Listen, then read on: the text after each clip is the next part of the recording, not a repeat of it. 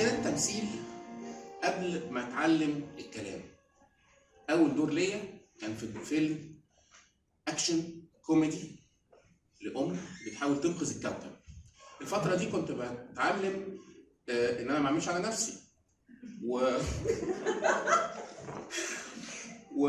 الفتره دي فيها يعني فتره رمادي شويه. يعني انا اقتنعت خلاص ان الاسريه دي حاجه كويسه مش قوي، فمستعد استناها بس مش كتير، وفي تعاون شديد بيني وبينها. انا اول ما يبان عليا علامات التأزم هي تجري تجيب اسريه عن الكرسي. ايوه طيب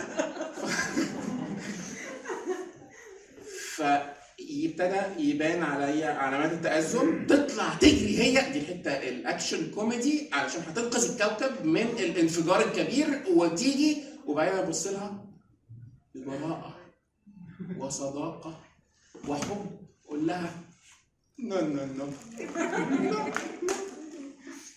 واضحك في وشها كأن المغرز ده احنا عاملينه سوا فيها.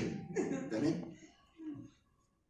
بعد الادوار العظيمه دي ب10 سنين مثلا ابتديت اكتشف ان انا محتاج يعني اتعامل مع العالم بقى، وابتديت اكتشف ان العالم مختلف. بعد شويه ابتديت اكتشف ان يمكن مش العالم هو المختلف. ابتديت اخد بالي ان هم يعني في حاجات ما بيفهموهاش وانا بفهمها على طول كده اهو، يا اما حد يشاور لي بس بفهمها، يا اما مش محتاج حد يشرحها. عبقريه. حاجات تانية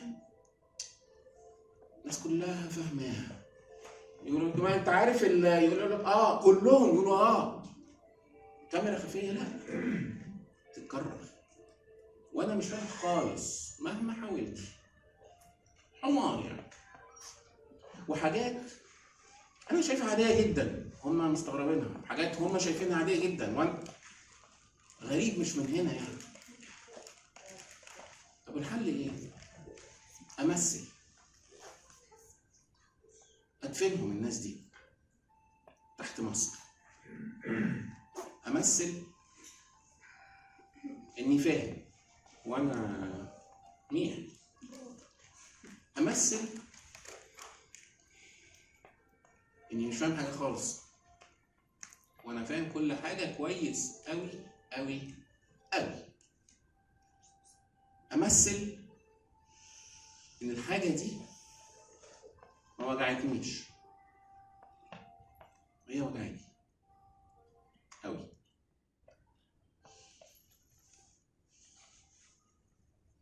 التمثيل ده استمر وبقى عاده وبيتسلسل. في عاده بتصحى الصبح تروح قايل انا من اول يناير هكون انسان جديد. في عاده تانية بتصحى في يوم تلاقيها ماسكه فيك كلبشه في وشك، يمكن تبتدي توجعك انت مش واخد بالك. بعد كده بقيت شخص معتبر كده، بقيت مدرب اداري، مدرب شركات، خبير اداري، حاجه محترمه جدا، او بالمثل احنا محترمه جدا. ولقيت حاجه اسمها تمثيل ارتجالي. يعني ايه تمثيل ارتجالي؟ قال لك يعني في ممثلين وفي مسرح وفي جمهور ومفيش نص. يعني ايه مفيش نص؟ يعني الممثل اللي واقف قدامك ده مش عارف هيقول لك ايه بعد 3 دقايق. وده ينفع؟ نشوف. رحت وطلع ينفع واتبسطت. بس الخبير الاداري اللي جوه اتغاظ. بقى احنا نبقى قاعدين بندرب الناس يوم واسبوع وشهر وسنه وبيعملوا غلطات، ويجوا الناس دول اصلا مش متفقين هيعملوا ايه ويعملوها حلو ومظبوط ونتبسط احنا كمان معاهم. قلت بس انا لازم اتعلم البتاعه دي. شهر في التاني لقيت ورشه تمثيل ارتجالي، رحت اخد ورشه تمثيل وفهمت هما بيعملوا ايه، وفهمت حاجه اهم. لان لما خلصت الورشه بعد اسبوعين الاكتئاب رجع تاني. اكتئاب؟ هو انا عندي اكتئاب؟ اكيد مش رجع، يبقى كان موجود. شهر في التاني ورشه بانتومايم، روح الاكتئاب يروح. تخلص، الاكتئاب يرجع. تمثيل مسرح، الاكتئاب يروح يرجع. سينما، اي حاجه فيها تمثيل. اشتركت في مسلسلات، اشتركت في افلام قصيره، اشتركت في حاجات كتير. مره منهم كنت بعمل تجربه اداء اوديشن لمسرحيه واتقبلت فيها، بس كنت لسه فاكك جبس والبروفات في الدور العاشر.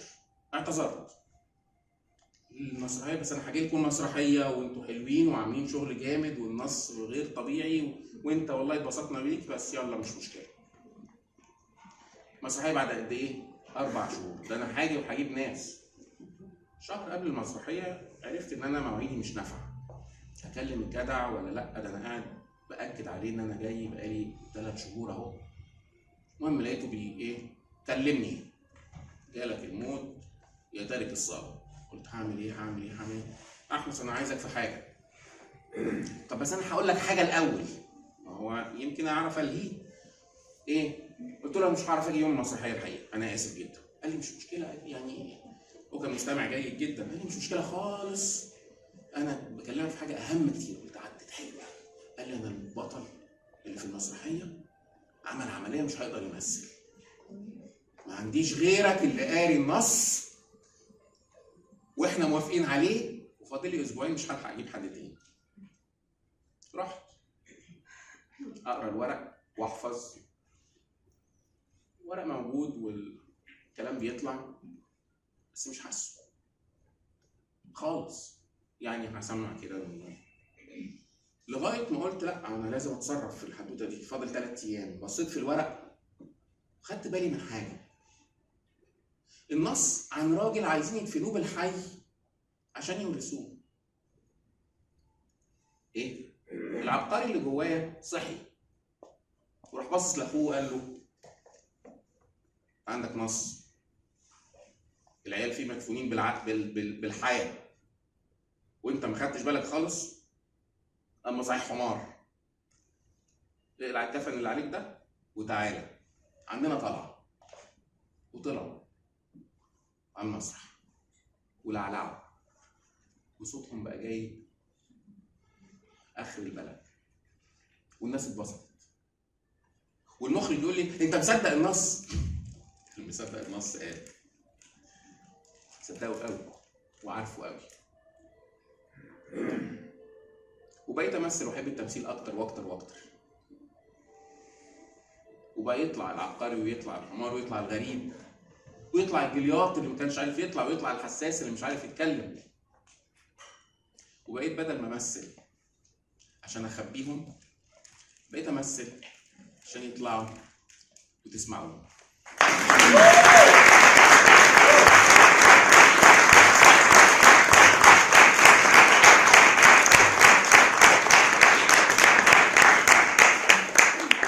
كلنا عايزين سعادة، بس ايه هي السعادة؟ كلنا عايزين سعادة، بس ايه هي السعادة؟ ولا ايه معنى السعادة؟ قولي يا صاحب السعادة، قولي كلنا عاوزين سعادة، بس ايه هي السعادة؟ ولا ايه معنى السعادة؟ قولي يا صاحب السعادة، قولي